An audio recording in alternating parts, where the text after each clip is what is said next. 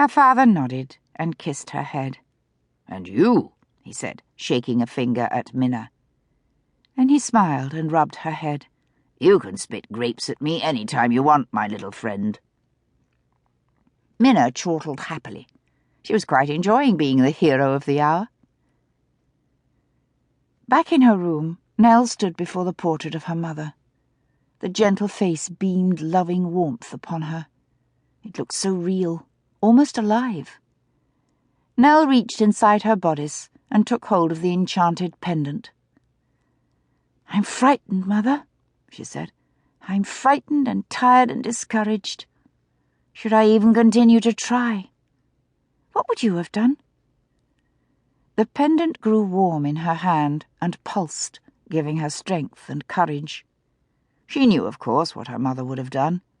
Her mother would have done whatever Eldurth required of her.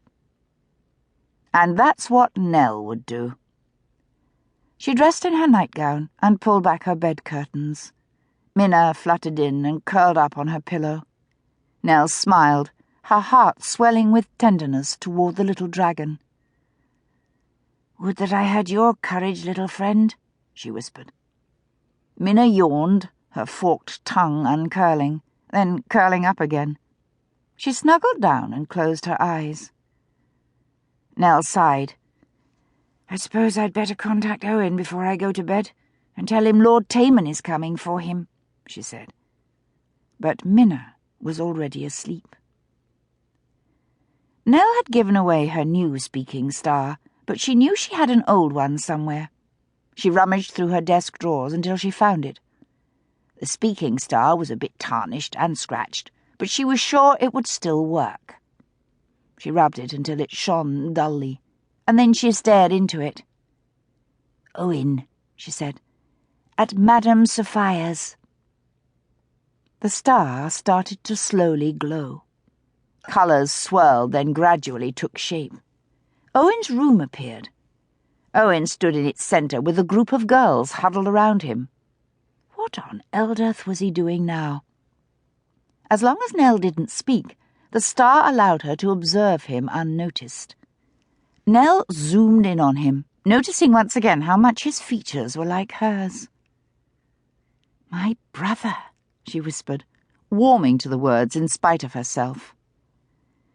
Owen had some sort of a uniform on, a long plaid pinafore with a puffy-sleeved white blouse.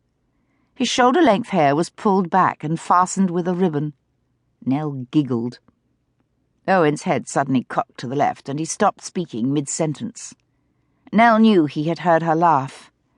"Owen," she whispered quickly, "I need to talk to you. Can you find some privacy?" Owen blinked slowly to show he had heard. Excuse me," he said in his feigned female voice to the sea of faces below him. "I have to pee." Then he darted through his dressing room into his water closet. Behind him a chorus of tittering broke out. "Are you crazy?" Nell said to him. "You can't say things like that." "Like what?" asked Owen. "Like pee," said Nell. "Of course I can," said Owen. "I say it all the time. Sometimes I say worse." Nell blushed. "I mean, you can't say it when you're pretending to be me," she reprimanded. "I would never say anything like that." "What do you say, then, when you have to?" asked Owen. "I say I have a little business to take care of," said Nell. Owen humphed. "Remind me never to do business with you," he said. Nell grimaced. "Very funny," she said. "What were you doing back there, anyway?" "Planning a rebellion," said Owen. "A rebellion?" said Nell. "Against what?" "Against these silly frocks they make us wear to play glowball," said Owen. "It's ridiculous. Our legs get all tangled up in the skirts, especially mine." "Well, what else would you wear?" asked Nell. "Trousers, of course," said Owen. "Trousers?" Nell laughed out loud. "You don't actually think they'll ever allow the novitiates at the Academy of Witchcraft to wear trousers?" "I do," said Owen, "and that's just the beginning. I'm going to change a lot of things around here." "Oh, no, you're not," said Nell.